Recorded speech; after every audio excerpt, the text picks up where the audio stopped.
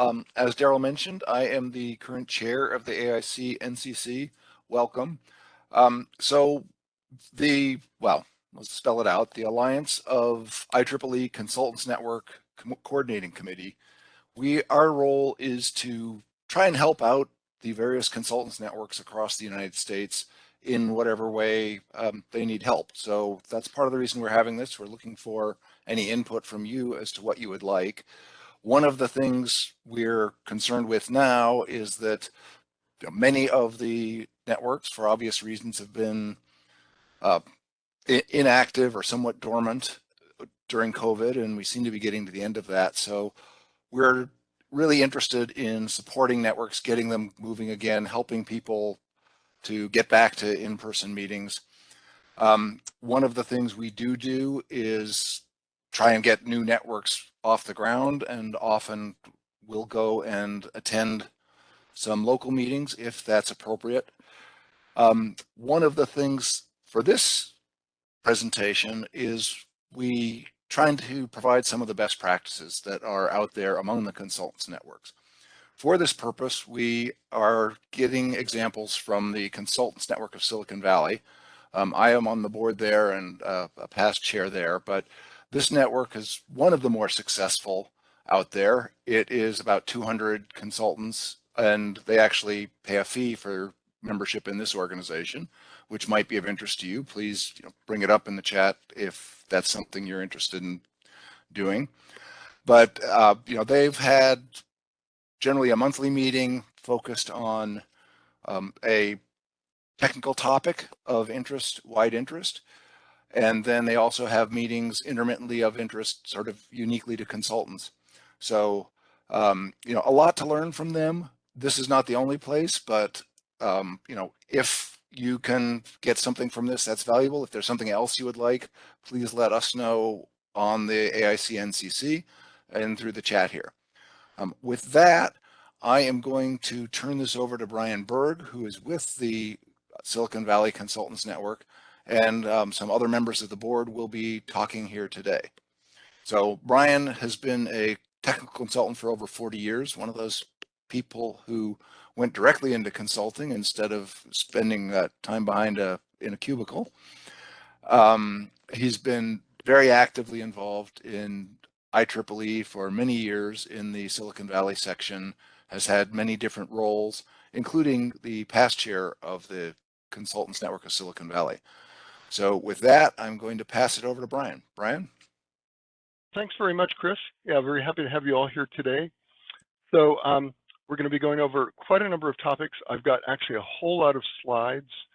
Some of them I'm going to be going over fairly quickly in order to make sure that we have time for Q&A at the end, and I anticipate we're going to be going back and forth referencing the slides to help answer some of the questions. But this will be recorded and the slides will be available. So even if we skip over some material that you didn't quite catch when it was on the screen, you will have a chance to look at it later. So briefly, our agenda here is I'm going to give a brief overview of what a consultants network is, and then details about a successful consultants network, which is our Consultants Network of Silicon Valley. We've got over 200 members, and anyway, we'll be talking in more detail about that. And then I'll give a summary of key steps to establish a successful consultant network, and then open for Q&A. So our first part, just a brief overview. I think the biggest benefit of a consultant network is exposure to potential clients. Bottom line, if you're self-employed, you need to get paid. So that is really the #1 concern. And so I think one of the things that you'll see as we go through these slides is if you can create a synergy with regard to meetings that you hold.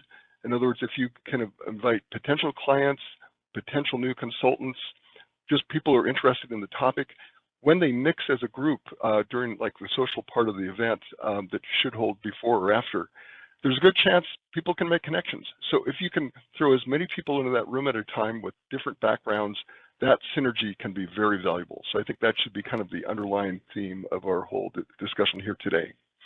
So basically, how can you get this exposure and success?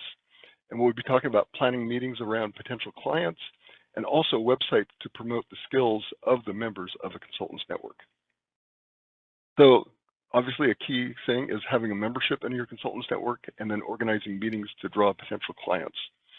So we'll be talking about as an IEEE entity, you need to have officers, specifically chair, vice chair, secretary, treasurer, and also volunteers to help plan meetings, and basically also a webmaster. Now, some of the people who are these officers can serve these multiple roles, but if you can get more people than just those 4 onto your board, that can be very helpful. And so how many meetings should you have a year? In my opinion, at least 4.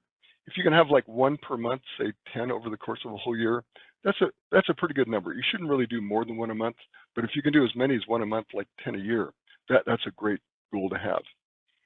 So as I was noting earlier, biggest benefit of membership in a consultants network is exposure to potential clients, since you need to get paid. That is the bottom line here. So how can you use a consultants network to get that exposure? Once again, I've talked about the planning meetings, and also that the website can be critical. So if you can set a website up with information about all of your members, specifically including their skills, so that people can find that web page and find out somebody who potentially has the skills to meet some consulting job if they're looking for a consultant, that is the name of the game with regard to matching up potential clients with your members. So as I was mentioning earlier, getting speakers from interesting companies, and the speaker might be looking for consultants, or attendees might be looking for consultants. So to attract attendees who might be looking for consultants is a really important part of it. Again, create that synergy. So I'm going to be talking now about the Consultants Network of Silicon Valley, of which I'm an officer, just to give you some tips about some of the things we've been doing. And we first established in 1993. And at that time, if you recall, right around 1994, that's when websites really first started happening. And we had a website starting about 1996. It was fairly crude, looked really Unixy, so to speak, because it was basically created with much of HTML commands and Unix commands. And anyway, I joined in 1998, and the membership at that time was about 30. Then I became an officer, I became the chair in 2006, and we're up to 67 members. Now, knowing that the importance of websites, because particularly in 2006, I mean, websites were the name of the game. You really had to have a website with good information on it that was very flexible. So we still had this fairly crude website. So it was my #1 goal was to modernize that website. Fortunately, I knew somebody who was a webmaster who had created websites that fit the need. So within about 4 months, we had a website up that included updatable profiles for all the members and a search box. And so that really boosted our consultants network. And within 5 years, we had tripled our membership up to 204. I started looking back at some of the numbers that kind of blew my mind when I was thinking, boy, gosh, this was like, 22 or 12 years ago that we had grown that much. So I think that really shows that a key thing for the success of a consultants network is the website. So just a quick overview of the officers in our consultants network. We've got the 4 elected officers, chair, vice chair, secretary, treasurer, but we also have up to 6 directors who are generally past chairs, and also 6 at-large directors. We currently have 12 of these possible 16 positions filled. We have all 6 directors and 2 at-large directors. So we've got good synergy in our board. And so having that, that group of people, including past directors who can bring in some great history and memory of what things have been happening in the past, that's really created a lot of strength in our board. And we're currently, as I mentioned, about 200 members. We allow both IEEE members and non-IEEE members to join. 86% of our members are IEEE, but it doesn't matter if you're IEEE or not. We've had people join IEEE as a result of being a member. So I think it's great to be welcoming to anybody who really wants to join. And our membership, I was checking, we're actually in 17 different states, not just Silicon Valley. Now we charge $50 a year as annual dues. And I'll be talking more about that later and what that covers and why that's a beneficial thing.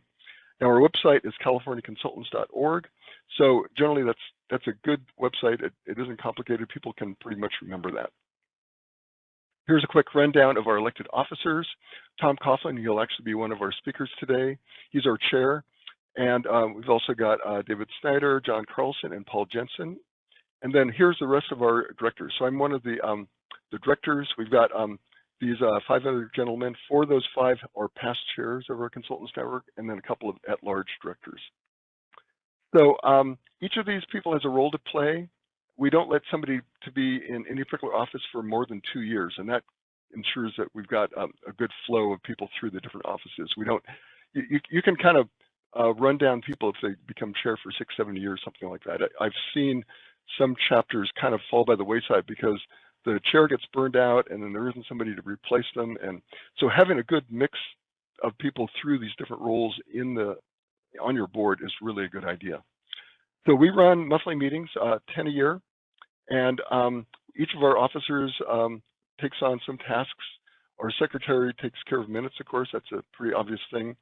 And our treasurer takes care of the financials, as you'd expect. But they also do other things that help with the infrastructure and of our consultants network.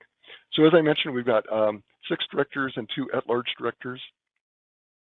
Our monthly board meetings, we have 10 of those every year. We generally have them preceding each monthly meeting. Now, before COVID, we had like 3 of our 10 meetings in person, and the other ones were online. During COVID, everything was done by way of Zoom. And now recently we've started coming back out, so we've had 1 in-person board meeting so far this year.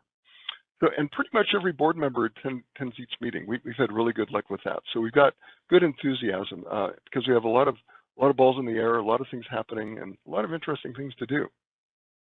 So our agenda includes a presentation of minutes and kind of like the normal things, but we make sure that the different topics that need to be discussed with regard to upcoming events and planning new things and stuff are on that agenda of our meetings. So we've also got a number of committees. One of them is called the Consulting Practices Program Committee. Now what this is instead of generally like our monthly meetings, we'll have a speaker talk for maybe 30, 45 minutes, possibly an hour, and then some Q&A. But we do some things like on a Friday or a Saturday morning in depth. And we had recent things have been just the business of being a consultant, just a rundown of all the different things to follow, kind of an amplified version of what we're talking about right now. Also, tax planning was another one, and also working as an expert witness. One thing that we've found is that when somebody's a consultant, they become fairly specialized in a lot of different areas, and many of them, myself included, often do a lot of expert witness work as well because you've honed a lot of skills, you're an independent person, and being a technical expert witness includes being an independent person. So when you're a consultant, you truly fulfill that independence aspect. We've also got other special interest groups that sometimes meet before monthly meetings, and these kind of come and go depending on the enthusiasm of various people and how much interest there is in the attendees. And so ones that we've had various times have included about autonomous vehicles, also intellectual property and medical devices.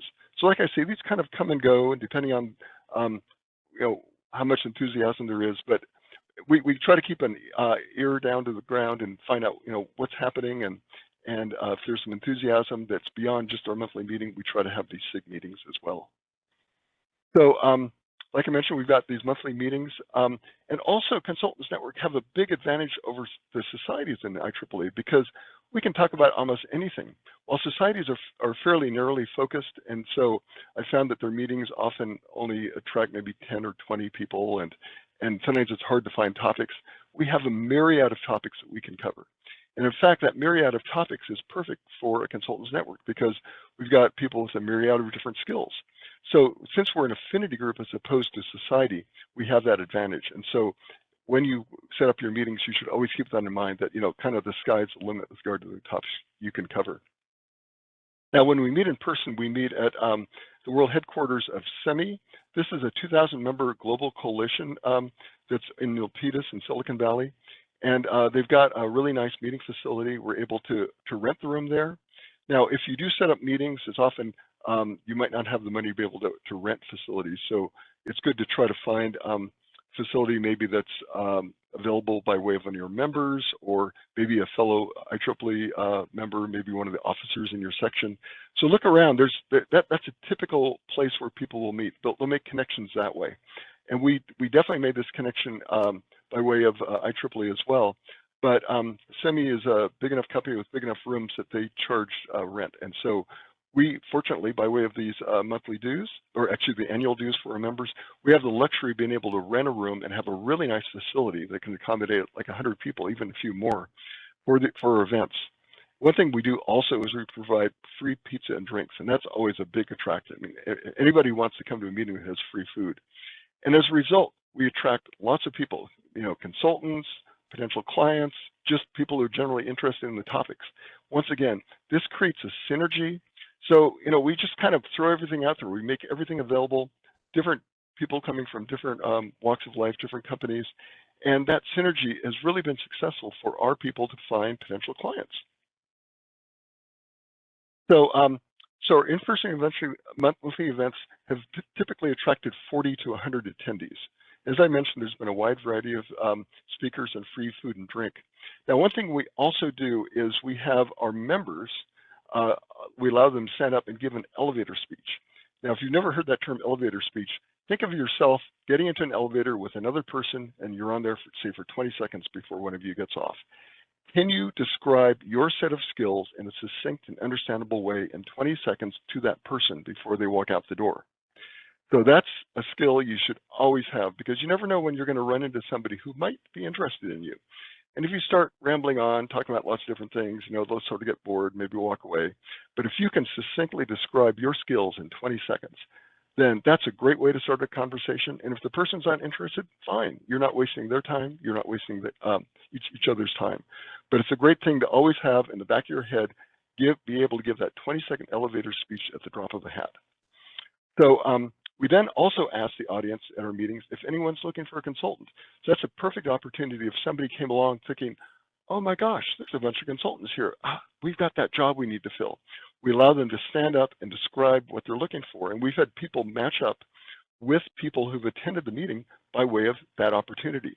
So never let go of this opportunity for a few minutes before you start your speaker talking, to have these elevator speeches by your members only.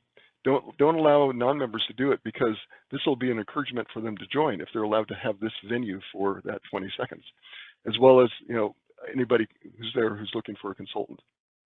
We also post the slides from each talk on our website. And ever since we've been going with Zoom, we've also had videos on our website. So our website is built up of skills from members and also information going back to 2006 for all the different events we've had. We've got many hundreds of documents on our website that allow our website to be found in many different ways when people are searching the web.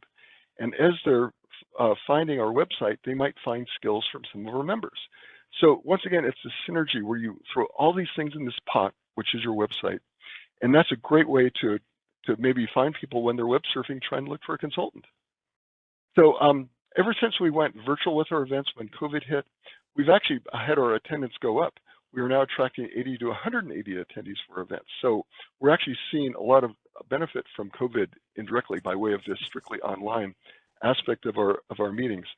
And one thing also that this has done is so many of the other societies that we're meeting, we've seen a lot of them just stop. A lot of them haven't even had a single meeting in a year, but we haven't missed a single month, and our attendance has gone up. So we think we've actually been attracting attendees who might have been to some of the other society chapters, actually are coming to our events now. So we've had actually benefit from COVID in that sense. Now, here's just a few examples of some of the topics that we've covered this year. This shows kind of the myriad of topics that we like to cover. We've had one fellow talking about chip architecture trends, another one about artificial intelligence and aging. This is by a professor at Stanford. That was a really fascinating talk. You can find both the slides and the video of that on our website, just like all the other ones. We also, Orbital Reef. This is a fascinating new space station that's being planned. So we had a speaker from Sierra Space talking about that. And also a thing called DNA storage. Probably most of you have never even heard of that. The thought of how can you possibly store data in DNA? Well, you can. In fact, we had a speaker on that talking about that this past May. So this is just an example of kind of the myriad of different topics that we'd like to cover.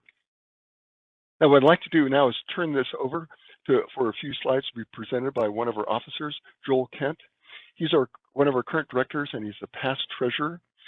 He's a very interesting, skilled fellow. He's got over 100 patents, many of them in the touch sensor area.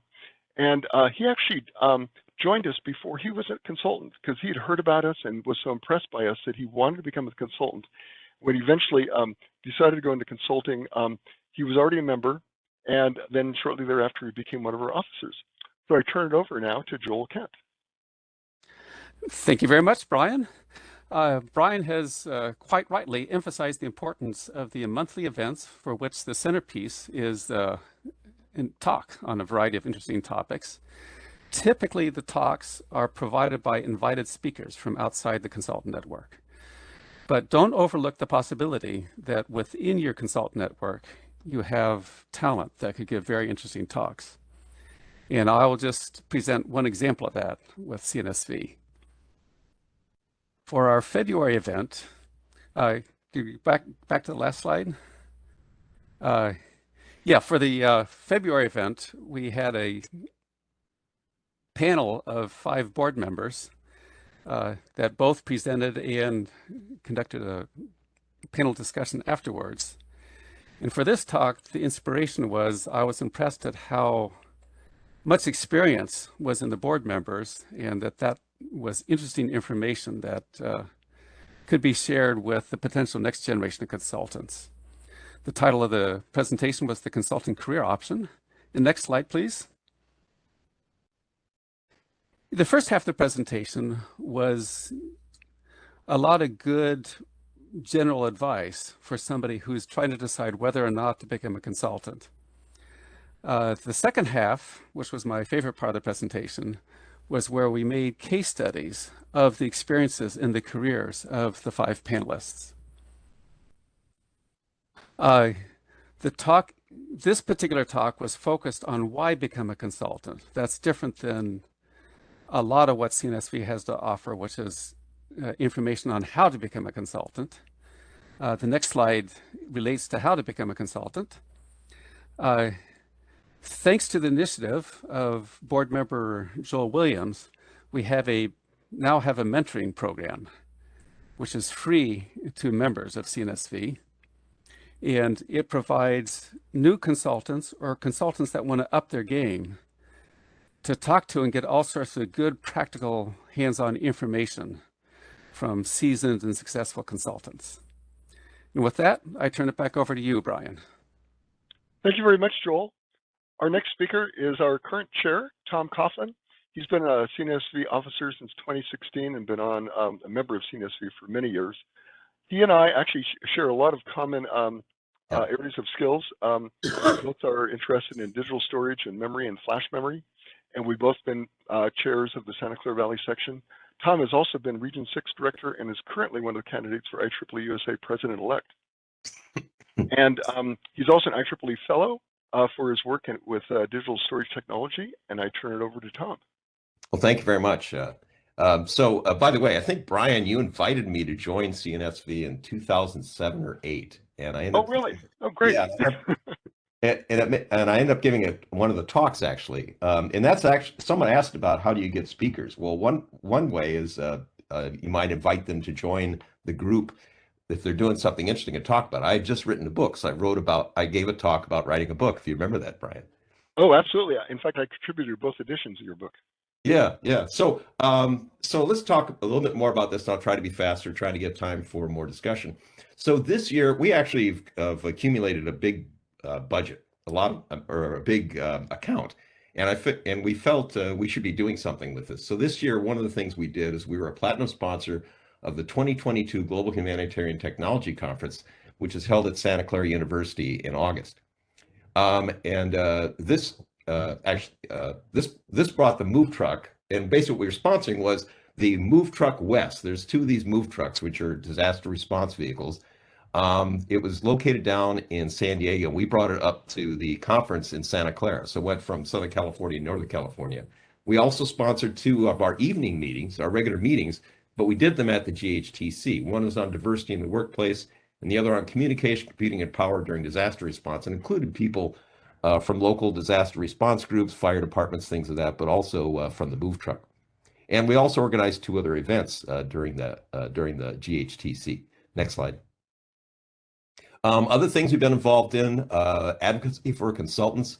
In particular, there was a bill called AB5 in California, which was having a potential impact, particularly on non-incorporated consultants.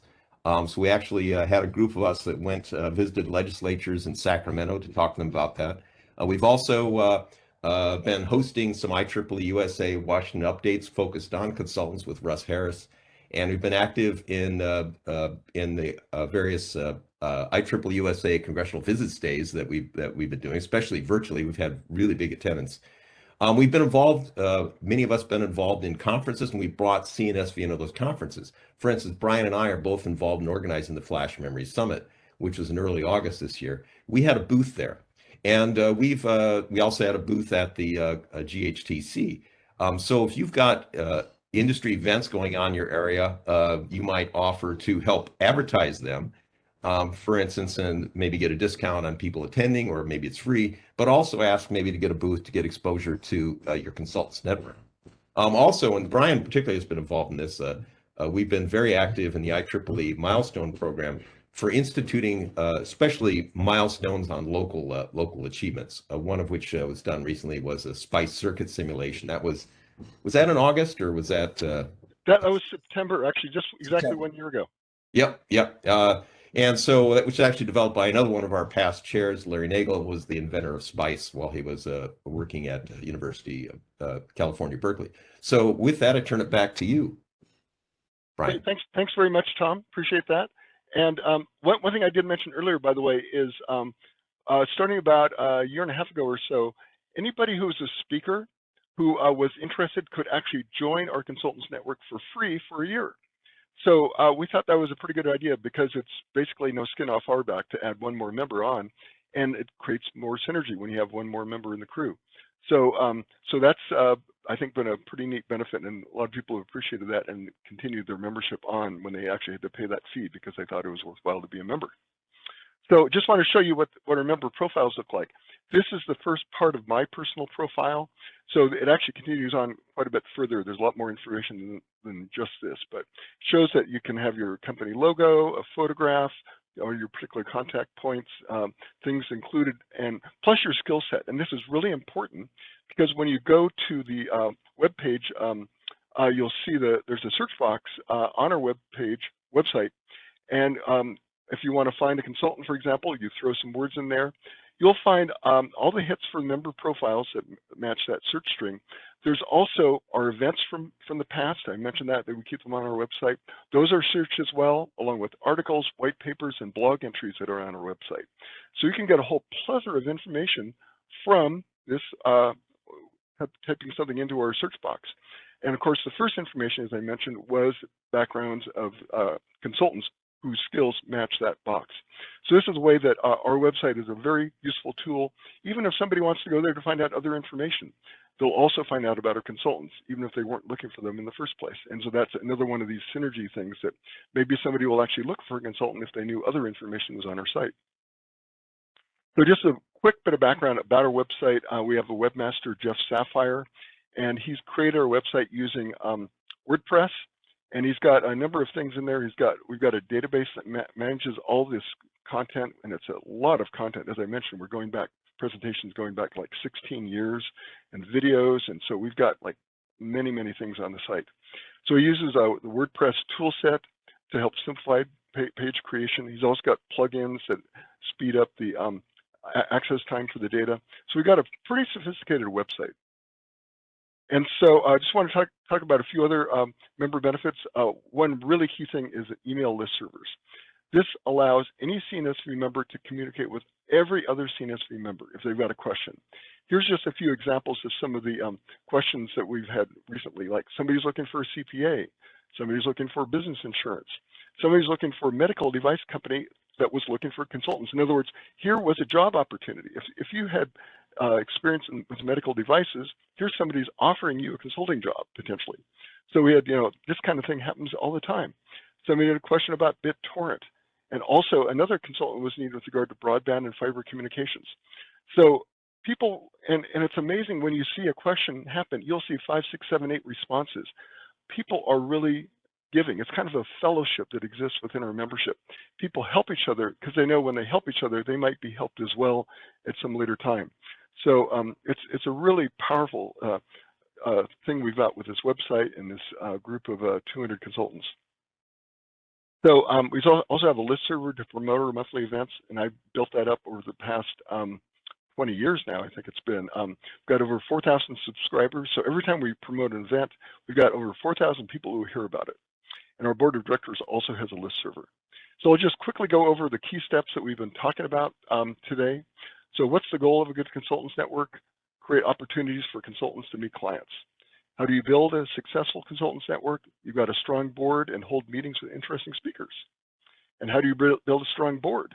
Well, you start with some seasoned consultants. And these people will very often know how to seek out jobs and get paid. And they're also able to self-manage. I mean, if you've been consulting for a while, you've been covering the shots about getting paid, you've kind of got your act together. So when you've got some seasoned consultants on your board, you can really have some strength, and that's a really good foundation for you to start with. And how do you plan board meetings? Well, of course, you create an agenda, but you also try to think, what other topics can you cover? What other things can you do besides just having these monthly meetings? And so how do you find a good event venue? Look in your section. Are there maybe some of the officers or some of the members in your section who might work at companies that have a good venue? And anyway, having a consistent venue to help attract attendees is great, because if people always know they can go to this one location every month, that's really helpful, so you don't have to think about where to go. And how do you plan meetings? Well, I think I've been talking about this quite a bit. Trying to mix and match the number of the attendees who come, make sure that your members have an elevator speech, and give a good example of one. If people have never done this, stand up there and give a good example of one, and that will be, people will model on that. How do you publicize your events? You can use vTools. You've got a list server, you can use that. Social media is a good tool as well. And also, here's an important thing. Should you charge an annual fee? Now, I'm not sure if any of the other consultants networks charge an annual fee. It's my understanding they don't. So this thing, okay, how can you charge $50 and get away with it? Well, we've got 200 people who are willing to pay that $50. We must have something together. The things we have together, we've got a website, we have interesting meetings, we've got a fellowship that forms by way of the people's being able to communicate with the list server and things like that. So people are willing to pay this, and they've been paying this for years. So anyway, not everybody can actually do that, because that's a big step. You got to have your act together to be able to do that. So think twice about that. So now I will open it up for questions. Thank you, Brian. We appreciate the presentation, also to Carl and Tom for that. People have been putting in comments in the chat pod. I pulled out, well, a lot of the questions were answered already, but I actually have a few questions, if you don't mind, if I can pose them real quickly. Yeah, and also for those, this is your time to ask any questions to the AICNC members as well. If you have questions about what the committee does, what the committee's purpose is, what we're doing right now, please feel free to shoot those questions in the chat pod right now. We are here to answer anything you might have about the AINCC. Anyway, Brian, I have a couple quick questions for Daryl, before you start, can I just go for it? Step in something? Go This is Chris Wilson again. Let me get my video going here. One of the things I wanted to point out, and I've noticed, is a difference between CNSV and many of the other consultants networks, is CNSV really makes an active initiative to reach out to people to do things that are of interest to broad constituencies, not just consultants. And I think, many of the consultants networks try and do things for consultants, things that are necessarily, how to deal with various, accounting or issues like that. But CNSV brings in these other people for these general interest topics, which one, gives them a bigger pool to tap into when they're looking for board members and so forth. So it's really helpful for that. It's also a really good way to just meet people for that networking, which is very important for consultants. So that's something I just want to highlight for, your organization. If you can try and broaden that appeal beyond just, hardcore consultant issues, I think that opens a lot of doors for a network. So that's just what I wanted to sort of say as my conclusion. Cool. Daryl, back to you. All right, cool. Brian, do you have any suggestions for smaller consultant networks, how they can offer such a robust website? In other words, you might have smaller networks starting out. How did you get your person to help you start your website, and so that so smaller networks can build up a robust website like you guys have now? Sure. No, that's a great question. That's a really, really good question. You know, there's a lot of tools to create websites these days, and having a database that allows members to update their profiles, I mean, that's a pretty sophisticated big step. If you can at least set up a website that has a fixed profile from each of your members, that'd be great. So best, you know, at worst case, something that somebody can scroll through, like maybe a single page with a profile, a brief profile for each of your members, and maybe have each one of those hyperlinks to another page that expands. But even if you just have like a single page with a summary of everybody, that's like a minimum kind of thing. And that isn't really that hard to create with tools that are out there. So what I've been talking about is a pretty sophisticated thing. Fortunately, I knew somebody who was able to do that back in 2006. And one of our members has become quite skilled at this, Jeff Sapphire. And we've got, like, you know, a very sophisticated site with a lot of cool tools that have been fine-tuned. So just that basic site with people skills, that and also the title and information about any upcoming meetings. If you can put those two things on a website, then that's your starting point. And we've also spent the money to, you know, to do things on the website as well. Right, that's one of the things the fees cover. I mean, you know, the tools that have been purchased cost something, and hosting the website costs something. Having the free food and drink every meetings costs something, and having that really nice venue, that costs something. So all these things have a cost, but we've got enough members who are willing to pay $50 a year, and it benefits everybody. I mean, $50 to get even one job, I mean, that's a bargain. So, you know, you just have to think of it in that perspective. Another question. How do you sell seasoned consultants to participate in a local network? In other words, we've seen that some trying to establish new networks, and also trying to get smaller networks to become more robust, they've had problems finding champions. How do you sell seasoned consultants on becoming a part of your local network and participate?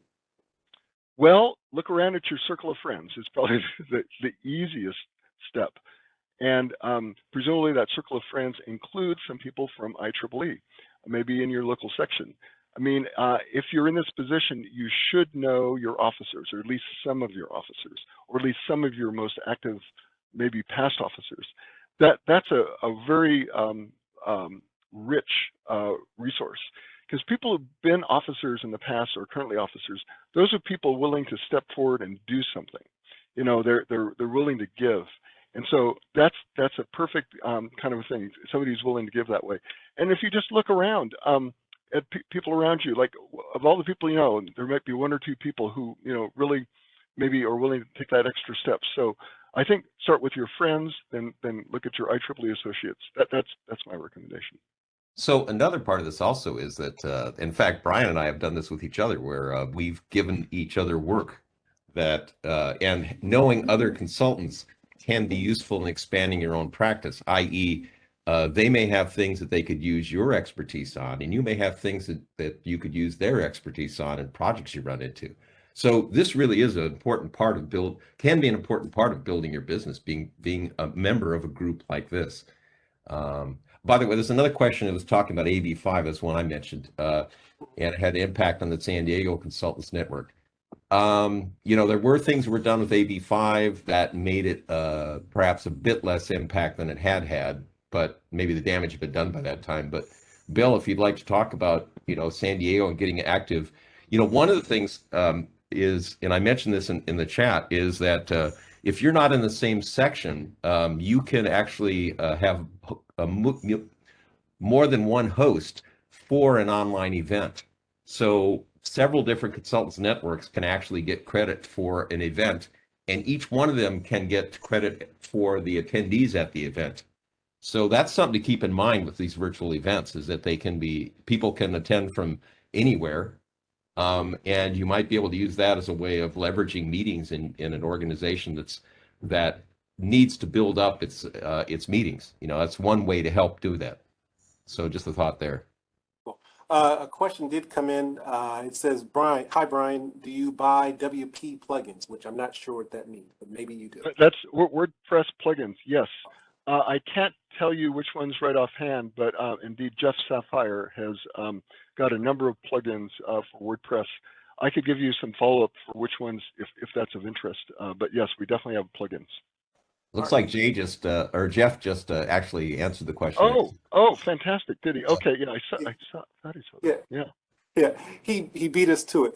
Let me ask a quick question to the AI and CC members who are on. Really quickly, you Will or Larry, you guys have been longtime participants in the committee.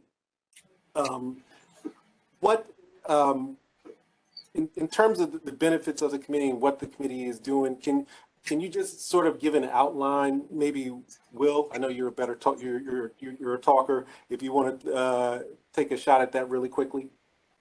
I'll try to give a terse answer. For years, the Alliance of IEEE Consultants Networks has attempted to try to promulgate information about all of these different groups, and certainly the CNSV is one of the best consultants networks, at least that I've encountered in my travels, and it's a great example for us. But a lot of these lessons we've sort of taught over and over, but all of us need to hear them again. Even I need to hear them again, because we get tired as our networks grow and shrink, and we have more and less time for them. But it always has been true that the networking is a spectacular addition to your consulting practice, and all the things you can do to improve your methods, or the ways you go about organizing your work or attracting customers. But the networking is at the very top of that funnel. And anyway, the advice that the team from CNSV has given is absolutely spectacular, and you should look back through these points several times, I think.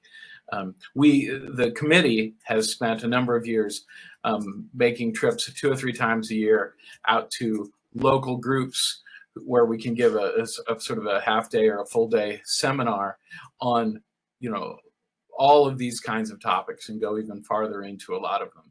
And I think they've been very helpful. But so if your local network is sort of needing some rejuvenation, that might be something you could talk to Daryl about, and we could look into helping. Cool. A question came in very early asking, do you guys use Zoom or WebEx for your virtual meetings? I think it was answered Zoom. However, if you want to elaborate on that a little bit in terms of why you use Zoom as opposed to WebEx, that would be great. Sure. Well, Zoom is pretty fine-tuned, and people know how to use Zoom. WebEx, there's obviously similar capabilities, but I think since Zoom is the most popular tool, it's very familiar for people. And so we do use that, and we've been able to, gain a lot of sophistication from using Zoom. Also, one thing that I should mention is I'm wearing a headset right now, and I encourage anybody who indeed leads a Zoom event, make sure you use a headset, because, for example, if you're just using the microphone in your computer, and let's say somebody is logging into your Zoom by a cell phone, then that's kind of 2 steps removed from the optimal audio experience. And so whatever you can do to make the audio as clear and crisp as possible, you should always do. So I always encourage headsets for this, whenever you use a Zoom. So that's part of best practices for that. And also, always do a practice run on Zoom, because you don't want to be flubbing up and wasting people's time and looking, embarrassing yourself by not having your act together when you start a Zoom. You want to start it smoothly, and everything goes as planned. So we always do a practice run, just like we did a practice run for this a week ago. And we fine-tuned a few things. Encourage people to always wear a headset for this today. And so always do a practice run. Make sure that that whoever's going to be speaking, also has a headset and just has a good set of slides. Just make sure you cover it so that you don't come off looking bad when the actual Zoom happens. Cool. So follow up on the the virtual meetings. Someone did ask, do you live stream in-person meetings? And I think that was answered within the chat, but I wanted to follow up on that regarding, do you live stream in-person meetings? Also, I think someone said that you're planning on having in-person meetings again soon. You haven't had any yet. Are y'all planning on doing anything special to bring members back to in-person meetings? Yeah, those are really good questions. So as I mentioned, we had strictly live events until March 2020. The day after we had our last live event, SEMI went, they shut down with regard to outsiders. So it was like literally about an hour after our meeting finished. And so in the meantime, it's been strictly with Zoom. Now, we are planning the December meeting this year to be a hybrid event. Now, that is a big step. Do not make that step without a lot of planning, because I've been involved with hybrid events, and there's a lot of planning to do. I would say that the work to do a hybrid event, in other words, both Zoom and in person, is maybe 3x the work. So it's nothing to be undertaken with speed. Make sure you do a practice run, at least one of them. We're already talking about practice runs. So yeah, hybrid events are a big deal, but they can come off pretty well, because I've been, like I say, part of them. But do the planning and know that it's going to be a lot more work than just an in-person event or just a Zoom event. Cool. And one extra comment on that: when you're doing a hybrid event, you want to make sure you've got a good camera, because I've seen Yes. people try and use just the camera built into their laptop, and that does not work. No. Also, one of the things that we did, the Worcester County section went out and bought a microphone, bidirectional microphone Bluetooth unit that we can set up within the room. And the last item that you want to be absolutely certain of is talk with your speaker beforehand, because some speakers do not want their event recorded or streamed. So, if they're more than willing to come in and do as many meetings as you want to bring them in for, but once the cat gets out of the bag, they have to reproduce their whole presentation. So there are some people that do not want to do that. And if you don't have that all set up ahead of time, you're asking for an issue.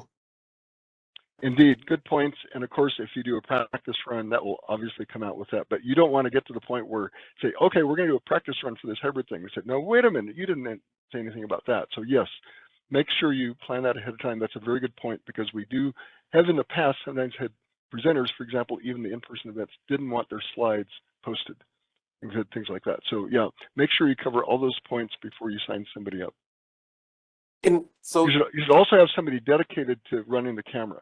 Don't try to have somebody doing at least two things. You want people dedicated to this, which means you need good volunteers so that you're going to come off smoothly. Yeah. As a follow-up to getting consultants interested in participating in local networks, or seasoned consultants interested in consultant networks, y'all talked a lot about speakers in terms of getting different speakers from different topics. So I posed the question, how do you identify these speakers and topics? And it was answered through various ways of recruiting and inviting speakers. But if someone could follow up on that a little bit more, elaborate a little bit more about how do you identify these specific topics, these technical topics that your members may be interested in hearing? Yeah, really, really good question indeed. Well, everybody gets lots of email these days, and you probably see things about various presenters and stuff. So that's one access point. The other one is friends of yours. The other one is local university. The other one is look at other chapters in your section. They might have a speaker on some topic, and then they could speak maybe for your consultants network on that topic, because there's a good chance that nobody who attended that other event is going to attend your event. So there's usually, since societies are often so separate with regard to the topics they cover, duplication like that is not a bad thing, and it's probably really good. So just use all the connections you've got. Once again, have this group of people who can, you can talk about this, have your monthly board meetings. So, just during chatting, you might mention something and somebody says, oh, do you know blah, blah, blah? And then, maybe that will lead to a talk by somebody. So that synergy of just a lot of people networking on the board is a good starting point, for example. Cool. Someone posed the question, what is AB5? Tom was kind enough to put the answer in the chat. Steve, I would say read that particular item to understand AB5.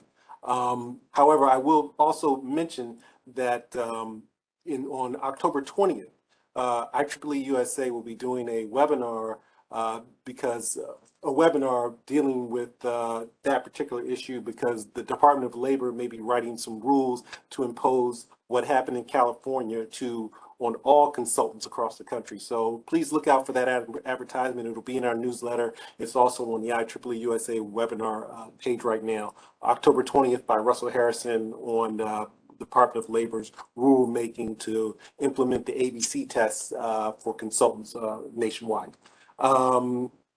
There was another question that just came in. Bear with me 2 seconds here. It says, do you need permission from meeting attendees to post videos of your website?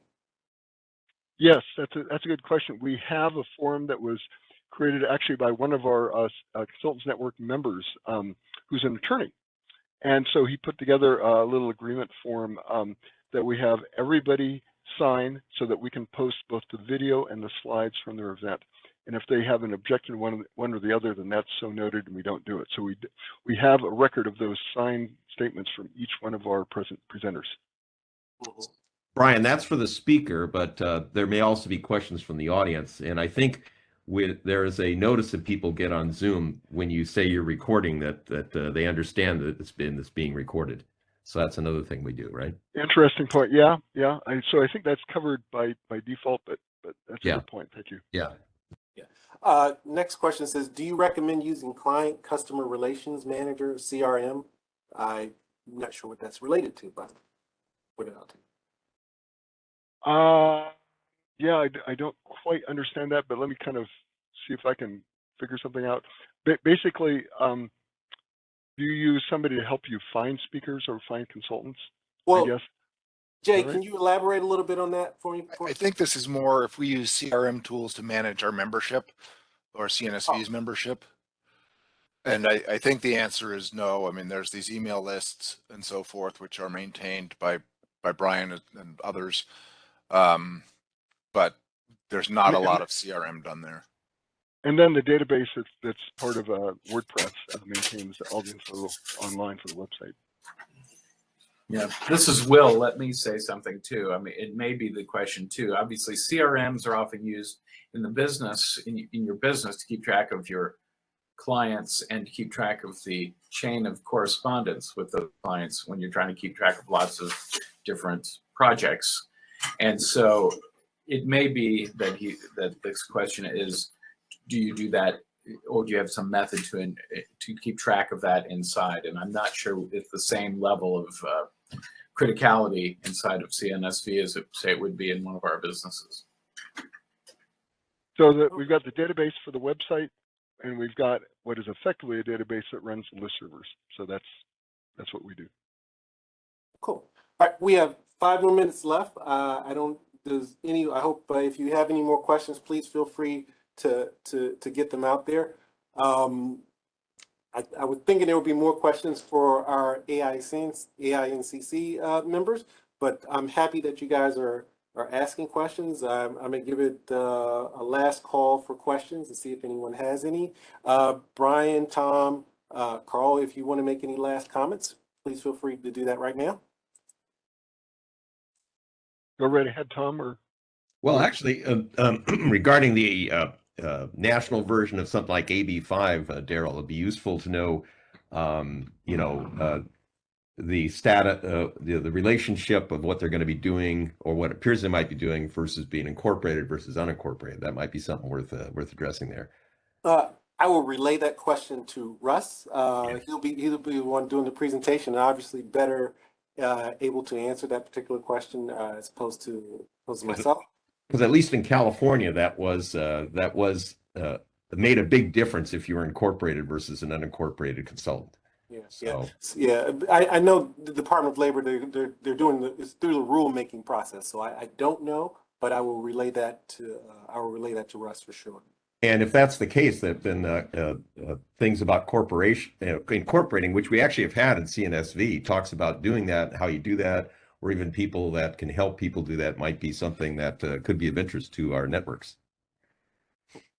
Cool. All right. Well, we're almost at the hour. I mean, if I will put it out there, if you have some questions come up, especially about the committee itself and what we do, who we are, please feel free to contact myself, Daryl Griffin. You can just respond to the email that I sent out announcing this particular presentation.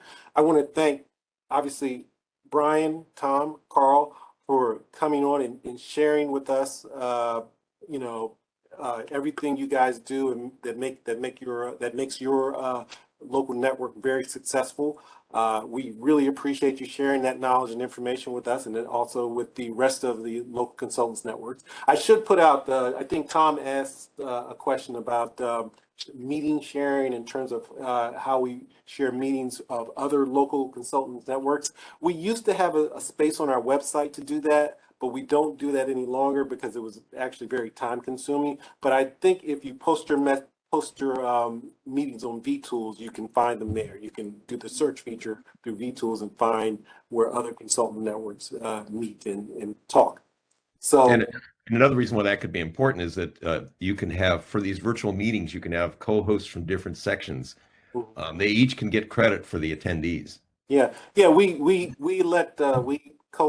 put other co-hosts on our particular webinars so people can get credit for the networks themselves can get credit for doing meetings and things like that. So yes, it's definitely something that can happen. So anyway, so again, I thank you guys. A little note: if everyone could stay on, the panelists could stay on after we lose all the attendees. But I want to thank everybody. I also want to thank Larry, Chris, Charles, and Will for staying on, participating, and asking questions. And we thank y'all so much for attending. And like I said, if you have any questions of myself or the ASNCC or Brian, feel free to follow up with us, and we will certainly respond. Thank you so much. Here's one comment. Will you be sending out a link so that people can access the video and slides from this afterwards? I can certainly do that. The problem with WebEx, I have to compress it, and then we would have to put it on YouTube. So I have to do that first. So it may take a few minutes, but I can certainly do that because the WebEx, as y'all said, this has definitely been recorded. So yes, I will do that. Great, excellent, thank you. So again, thank you, and I will say goodbye to the attendees, and thank you so much. Alrighty, thanks. All right. Bye. All right. Thanks everyone for being here. Everyone is leaving. Turn off the record thing right now. Bingo.